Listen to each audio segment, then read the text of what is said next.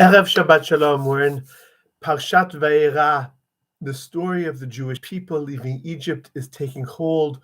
Moses gets the command to lead the people out of Egypt.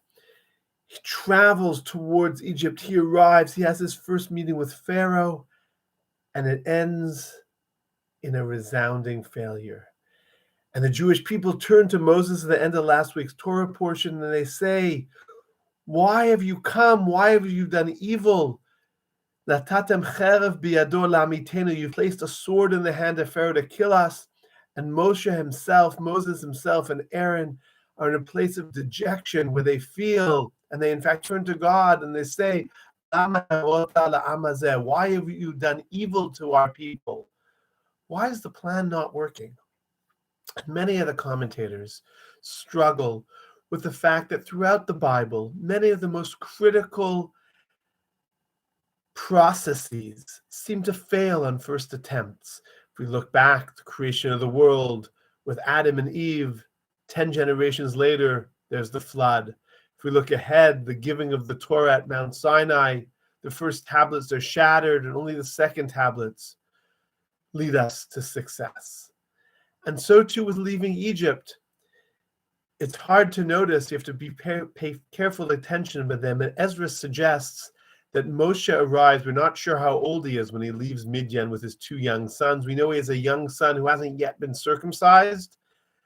And we know that when Moses leaves Egypt, he's in fact 80 years old.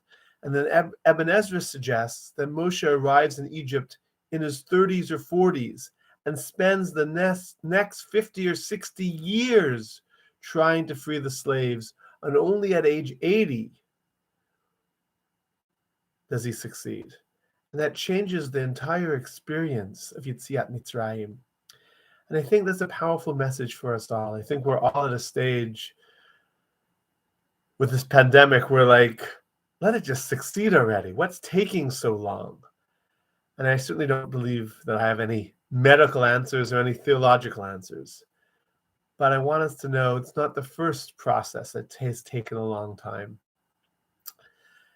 And that's in fact how the Parsha opens. The Parsha opens with God saying, "I appeared to Abraham, Isaac, and Jacob as El Shaddai, as the God of potential. But now, finally, after so many years of effort, if we accept that in Ezra's read, we're ready to leave. It's ready to finally happen."